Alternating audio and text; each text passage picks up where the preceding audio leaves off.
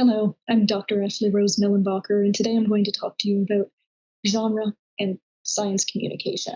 We're going to talk a little bit about what genre is and why this is a useful term for thinking about science communication.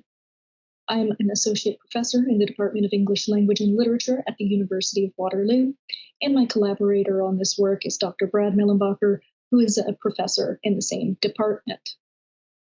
So before we get started on just what genre is, I want to say a word about rhetoric. And this is because the tradition of genre that we work from is called rhetorical genre studies.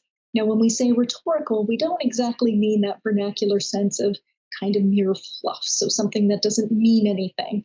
Instead, we're drawing on traditions that since antiquity have been concerned with argument, thought, persuasion, dialectic, these sorts of questions for how we make knowledge with each other.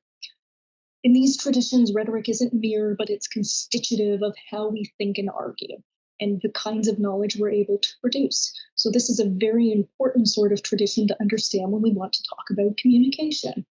When we pair this with genre studies, what I'm really talking about is one tradition of genre studies. So there are numerous traditions of genre studies.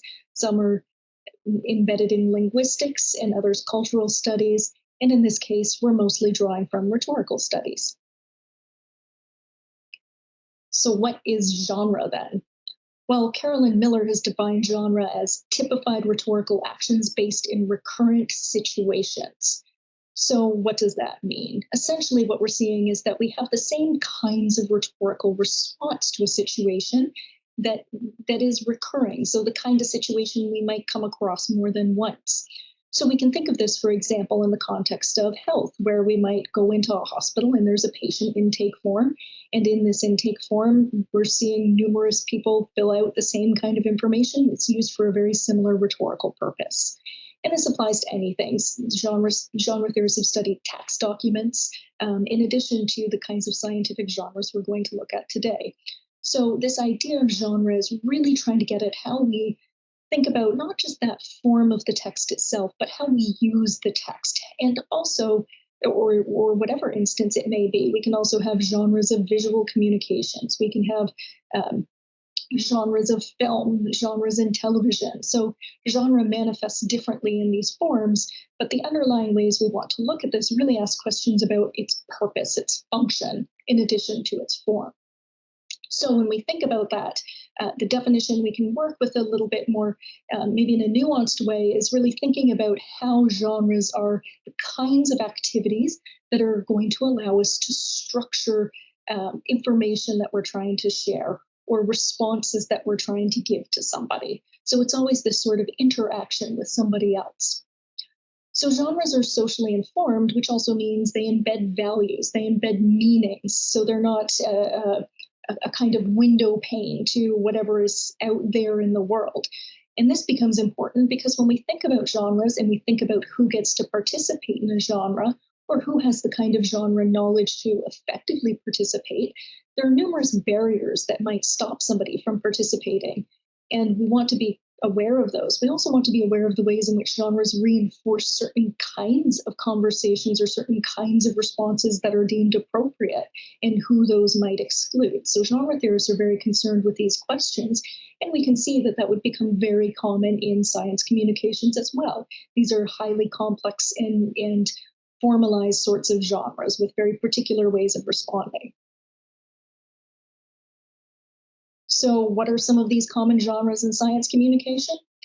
Well, we can think about internal genres. So we have anything from lab reports to journal articles to grants that we have to write. These are all fairly typified forms that we're going to use to respond to recurrent situations. So for example, with a grant proposal, we can think about the response that we're making to the call. We can also think of external genres. So those sorts of genres are things like a press release or a popular magazine article about some scientific subject, or even maybe a TV show like Cosmos. So these kinds of genres function a little bit differently than the internal genres, but they also function within this broader sphere of science communications. So what makes science communication particularly interesting to genre theorists is that it's a very stabilized space to look at these kinds of texts so that we can see both the responses as rhetorical responses. So, what is somebody trying to respond to? Why do they think that's important? But also, how do they do it? So, what is that form? Why do they need to respond in a particular way? So we can see this because these forms become very conventional.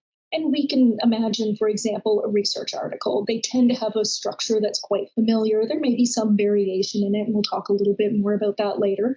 But typically, we know it's going to have an introduction, methods, some results, and some kind of discussion or conclusion. So, a fellow by the name of John Swales studied these genres, and he talked about them as research process genres.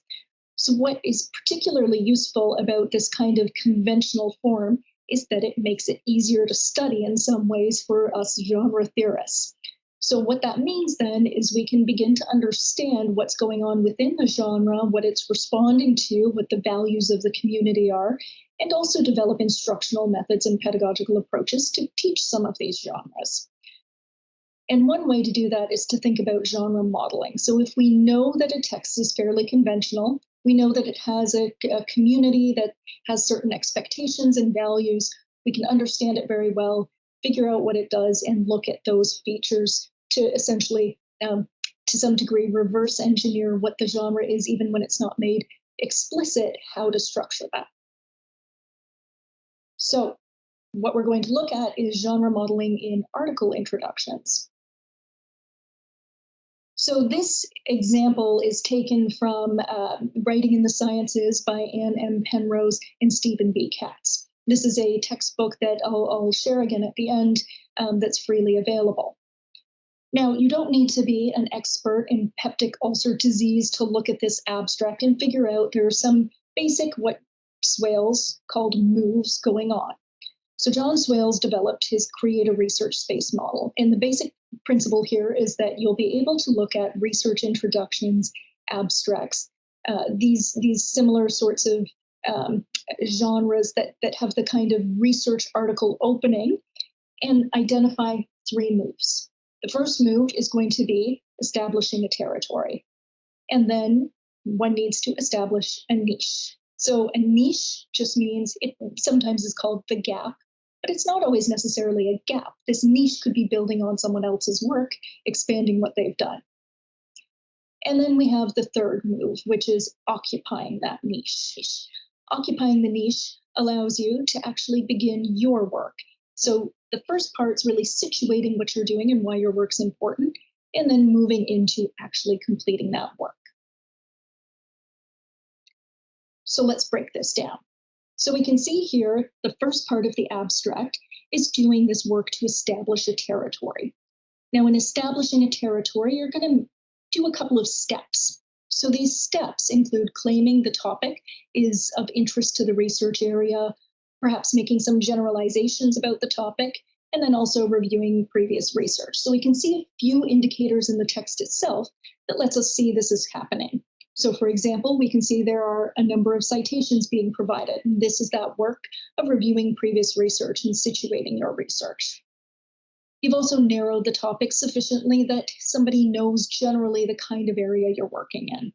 So you can look at almost any abstract in your field, and you're probably going to see these sorts of features, with the exception perhaps of some of the humanists where we might not always see this so explicitly, but generally when you look at the kinds of introductions, there is these sorts of features going on.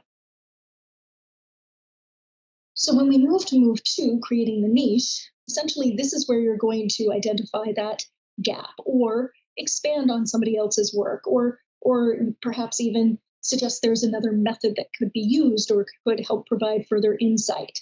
So these sorts of moves can be indicated by something like however. So, there's been all this research in this field.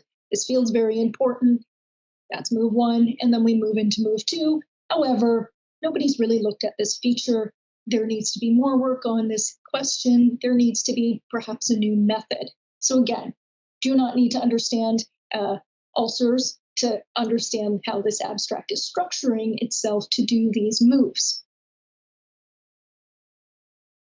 And then finally, we move to occupying the niche. Now, occupying the niche is essentially where you're outlining what you're going to do, how you're going to do the work of addressing this niche you've identified, answering the questions, perhaps collecting more data, perhaps expanding on the theory or developing a new method. So these basic structures are found commonly across texts in the sciences. So by understanding these, we can understand something of not only the form that we want to use, but also what's going on in this genre. So that is to say, we can understand the purpose of the genre. So the purpose of the genre isn't merely to share your findings, but it's also to situate those findings in an ongoing conversation. So this is where the establishing the territory and niche are central, because you are in conversation with somebody else to think about within a field, to think about where your work is going to contribute. So when we think about the full article structure, which we won't go into in depth in this conversation, but we can think about the ways we move from the general to the particular and sort of back out to the general. Now, the introduction then becomes this really central focal point for how we're actually going to structure that whole move, that whole unfolding of the paper. So in setting the introduction up, you're really limiting and narrowing in important ways so that, for example, by establishing the niche within a particular territory, you're able to say, these are my methods, these are my approach, and do that within the appropriate sorts of ways that a field would do that. And then you move back out towards, once you come to the conclusion of a paper and you've given all of your data, to those sorts of general findings that perhaps are most relevant to your field, but also maybe a little more interesting generally. And we see this in some of the conclusions where they're perhaps not speculative, but make some claims about what further research may be or why that may be important, which of course isn't necessarily emerging only from the data, but maybe from absences in the data or questions about the data. So these are really useful heuristics to think about how we structure the paper overall and the important work that that introduction is going to do. So when we think about this, though, you might think, well, my field doesn't exactly make these moves or in terms of the structure of the article. So sometimes we see, for example, methods move to the ends of articles. We see some restructuring happening online with the affordances of the web. So we also think about in genre theory how genre change happens and why that's important. And one particularly interesting case is registered reports. So if you haven't heard of registered reports, there are a number of fields that have faced things like the replication crisis. So it's difficult to replicate some of the research studies that have been done. Registered reports is one answer to this, where essentially the first part of your study design is registered, and then you later write that up in full to become a full research article. So we can see this outline here. So basically, stage one has some of the similar features we would think of in a research article. It's your introduction and your methods. So here you include your hypotheses, your study design, and this then goes out for review. So not a traditional article in the sense that we're missing the data, right? So this happens before you ever collect your data in most cases. So if the study design looks sound, it goes out, it is approved, and then comes back to you and you can conduct your study. At which point you can then complete writing of the paper, writing of the article. And that's where you'll include the discussion and the results and whatever conclusion you might have. And this becomes a full article that once again goes out for review. Now, this might seem like it's just sort of breaking up some of the steps, but in some ways, this is a really profound change to the genre. Because what you have to assume when you assume that you can send out the first half before you ever collect the data is that null results are okay. That the kinds of results that aren't necessarily impressive are okay. So when we talk about this in rhetoric, we talk about this as a really central change, not to the form. So we still see in these research articles that we have that structure of an introduction, methods, results, discussion. So what we call the IMRAD model. But we also see that although there are all of these formal features that look very similar, the fundamental shift in the process and the rhetorical situation it's responding to means that there's a shift in what we call the topos, or the sort of location, the space of why or where it's important for an article to be published. So traditionally, this has been because of originality, right? Articles are published because they offer something new, because they have original results, interesting original results. Now, changing this changes something about how we think of the genre. If we say instead that it's not your results, but it's actually the quality of your study, the quality of your data collection that's most important, we really change some of the dynamics of how we think about publishing. So, this is an important genre change.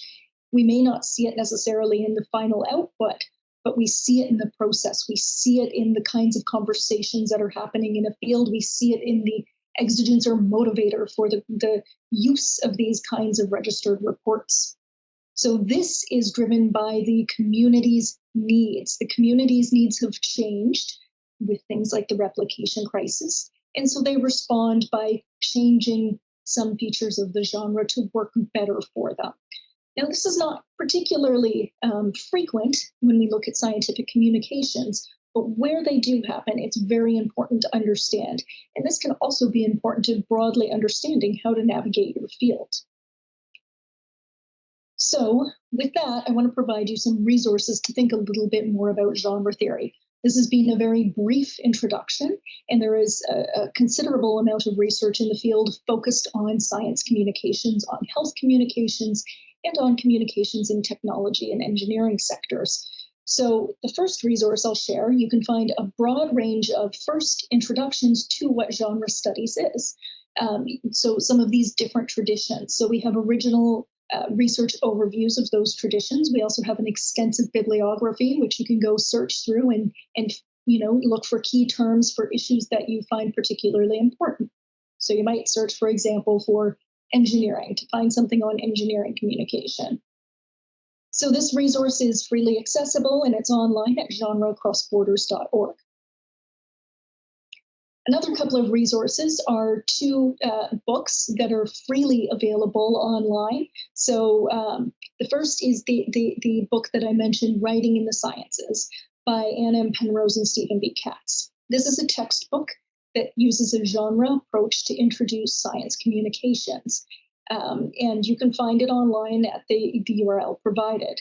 The other book is my own book, so shameless self-promotion here, but not really. It's really accessible. So I think what it might be valuable for is, and I'll talk in other modules about this, first, a general introduction to genre theory, but then later on I talk about genre change and genres online. So we'll have some other modules that look more specifically at that.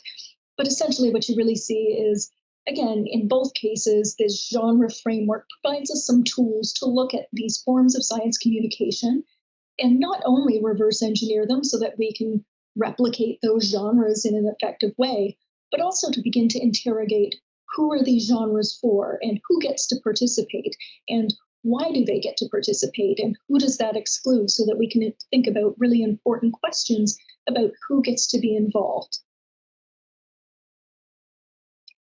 So with that, I'll leave you.